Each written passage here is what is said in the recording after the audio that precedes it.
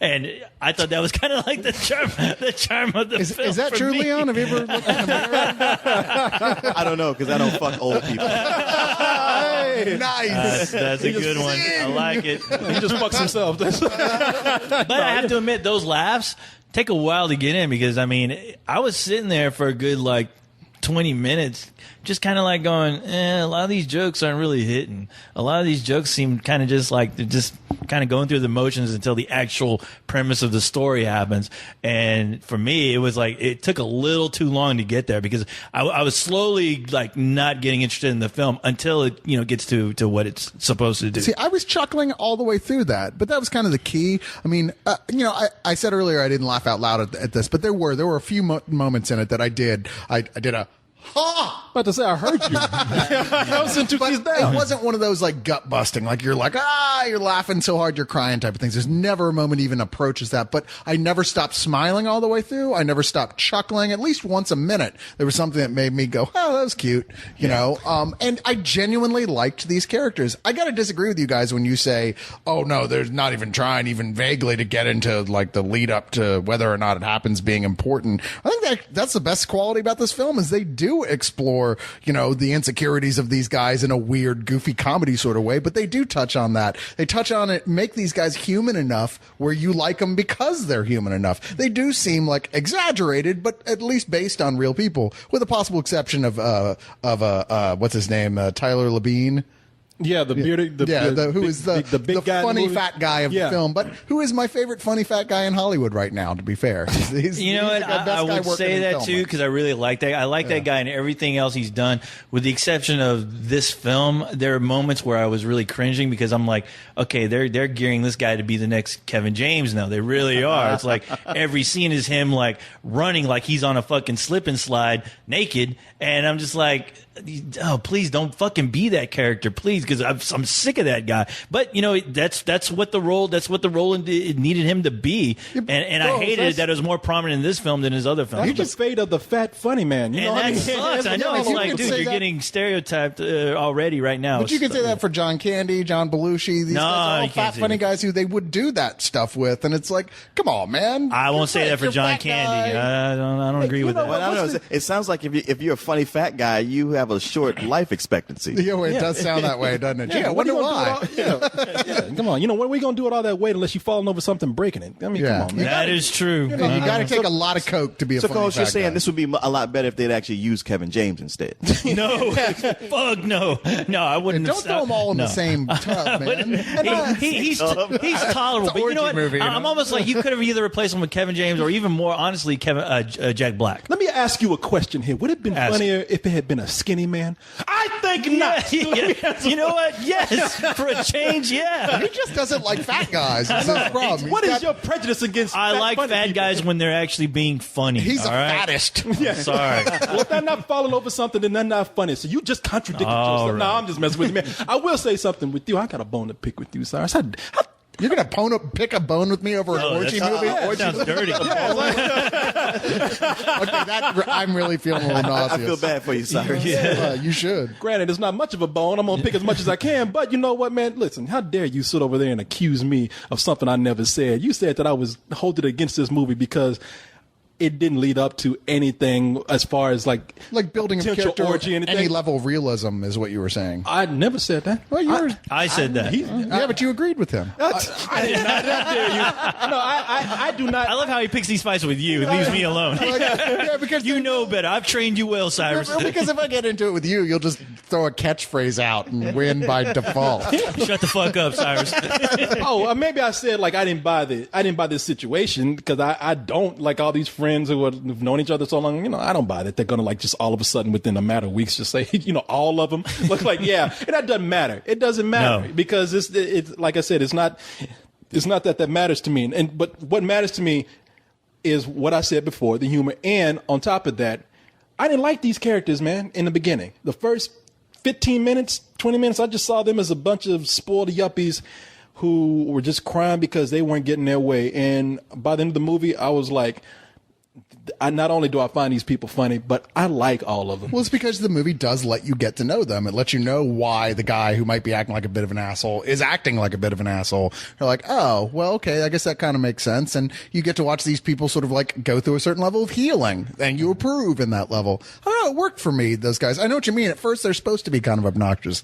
And honestly, Jason Sudeikis is the guy who's hardest to get over because you don't really feel like he really goes through a process of anybody. They're trying to make him the Bill Murray of the movie.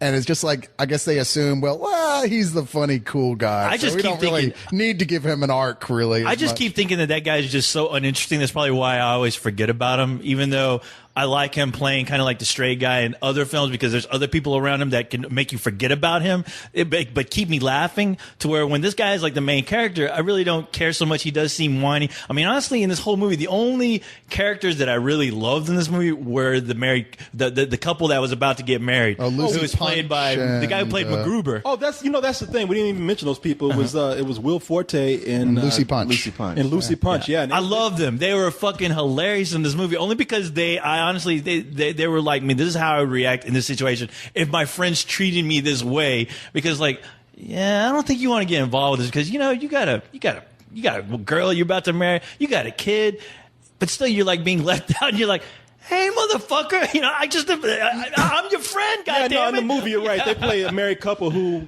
They're thinking about them like hey, listen, your life is done. You're married. Yeah. You gotta, you two already have a child. This could break you apart right here. We're being considerate and saying no, and they're just kind of like, we've been included in all your plans all these years, and you're just gonna. It's not the fact that we don't get to have sex. It's that you didn't even bother to invite us. and they get the funniest gag in the whole film, like the funniest bit when Oh, they get a great sight gag. Yeah, there's a great sight gag that's like, okay, that was brilliant. I can't believe I didn't see that. Yeah, if I had any complaints, it's I think the movie's too long, man. For one thing, I think it already hits a high, and you kind of have time to cool down, and you have time to just. It's a cooling down point where you said, man, this should have been done by now. It's like you could have cut just this little snippet out right here. And there's a creepy moment in the movie. And I didn't know how to react to movie, it. Really? No, it gets they go to an ice cream stand. And this is after a discussion about how, that's crazy. Ice cream? What is Corey's thing with ice cream? I hate ice cream, man. He's lactose intolerant. Oh, okay. Clearly. Don't let the ice cream man come down the street. I'll fucking beat the shit out that truck. What are you trying to kill me, man? Get out of here with that truck. No, there's a scene where there's a ice cream girl at a stand, and this is after discussion about how girls in high school are wearing different colored wristbands, and each one means like a different sexual act, something that's taking place it's like the new French kiss. Now, these guys in their 30s, and they see this girl at an ice cream stand, and one of them is like, hey, look, she's wearing like a blue bracelet. Oh, man, I'm going to go there and snatch that bracelet. She's going to do all kind of nasty things to me, and nobody says, hey, that girl's underage, man. That's what I was thinking. And I was like, I don't know how to take this right now. I feel like I should get up and walk out. It is weird because that scene comes out of nowhere, and it's not even funny. It's not even. Yeah, you're right. It's not funny, but at the same time, I was thinking that too. And the thing is, like, they completely get so far away from that whole joke itself that you forget about it. But yeah, I mean, I'm glad it's funny you brought that up because I was sitting in the theater going, wow, I really don't like these guys because now they just seem creepy and fucking perverted and kind of, if you're in your 30s acting like that, you should be kind of like locked up. Yeah, I almost walked out the theater. You should be locked up, ashamed of yourself, and go, hey, don't forget, you're fucking old now. No, right? man, I almost walked out and almost dialed 911 and told them I'm a child molester. Please come and get me. I surrender. Yeah. I was like, no, that scene freaked me out, man. You keep that shit to yourself. Well, they did get an actress who didn't look like she was in high school at all, and I think the insinuation there was like, okay, well, she could have easily been graduated and still had that weird bracelet thing. You wish, that Cyrus. bracelet thing You is like wish. 10 years old now. I would like to think that, but if you, first of all, if you're out of high school and wearing a fucking sex bracelet, you're fucking stupid, okay? I mean, no argument there. I mean, they specifically say in the movie that these high school kids wear these things. And this girl looks like she's in high school, all right? And it's like she's selling ice cream. Perception says that she's in high school in the movie. Yeah. And I think that whole scene was only there because they were probably fooling around off set, and Tyler Labine at one point gave a faux, was miming giving a blowjob, and they thought it was funny. Said, how do we work this into the movie? and that's why. Is this they what wanted happens? to show him going and gagging on a. Is this what happens in your sick, perverted mind when you have time to think about this kind of stuff? Does this make you happy to imagine that sort of thing? Like he's doing his best. He's doing his best to justify his hard on doing that scene. It's like, no, man, that shit is I was creepy. thinking, nice try, Cyrus. Why does this come back on me? Just the one who imagined me getting off on it. Oh, is that Chris Hansen at the door? What you got in the back? Look, I already looked it up. That girl's 19, and I would let her give me head. So, bracelet or no? Besides sitting in a theater with a child molester, good enough on this scene. No, I'm kidding, man. Look, You're the one who said, I'm going to go on the phone and call the cops and say, I'm a child molester, come get me. Those were your words. I said that for myself so you wouldn't run. It was a trap. But now, you know what? I do like the movie.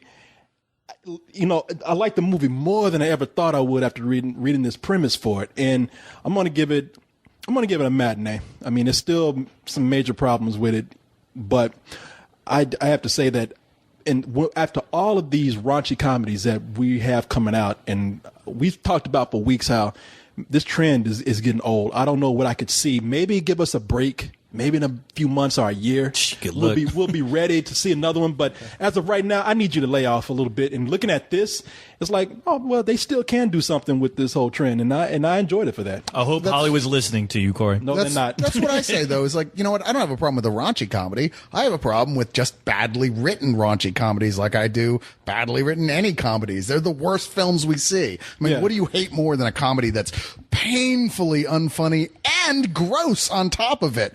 This is not one of those. This is a film that actually manages to be funny. It's got a decent story. It's got good characters. It's just not hysterical. And that's really the worst thing I can say about that. It thinks it is, and it's not. And there are moments that's blatantly obvious that they're not as funny as they think they are. And you just kind of, there's like uncomfortable moments. You just kind of look around and go, and you're waiting for that one asshole to laugh, and you're like, really? Actually, it was two assholes, and their names were Corey and Cole. Because we were sitting up there, I ain't gonna lie, we were sitting up there the whole time just laughing. You guys were laughing louder than everybody else. But you know what? You're right. It's a very definition of a matinee film. It's a decent matinee. If you're in the mood for this kind of comedy, you're not going to regret going to see it in the theater. But don't break your ankles or anything trying to get there. Yeah, you're absolutely right. The thing is, it did find its way to, become charming at some point with the interaction with the friends. But yeah, that first like 30, 40 minutes, it was like they were really trying way too hard. They kept throwing jokes, and they just weren't funny. And sitting there, I'm just like, fuck, I was like, let's just get to this premise already. But once they do, thank God, because that's where the movie really starts to, show its bright side about it. And even with the conclusion, I was like, it's fun, it's entertaining, but it's gonna be it's forgettable. So I mean, I would have to give it I want to give it a rental. I want to give it a rental. If you rent it, you'd be fine. Yeah. Listen to your review. I was like, wait, is he talking about this movie or Spill podcast? I don't understand how you give a rental. You're right. I could hear both of y'all cackling through that. I don't know what you're film. But the thing is, movie you were laughing. I laugh at a lot of dumb shit in the background. You got that right. When the main cast doesn't make me funny, but something in the background is making me funny. That chicken walking around? Yeah, no. I mean, no, I got some good laughs, but the thing is, it's like I feel weird trying to tell somebody, go pay matinee. I mean, just fucking rent the thing. You ain't gonna kill you. It's a comedy. I mean, What does that mean? Nothing you need to see. It's comedy. It's nothing you need to see in the theater. Goddamn. Adam Sandler was in it. What the hell does that mean? It's a comedy. That's it. I know. It had a few comedy. I heard you laugh the whole time. Oh no, I was just trying to annoy Nick Nolte's family. That's not distracting at all. Oh, I lied. It was a little distracting. Commemorative Labor Day Orgy t-shirts. Where are we gonna wear these? Anywhere. A good old-fashioned orgy. What are you doing for Labor Day? We're doing just a small little thing. Nothing special. Just set me free, yeah.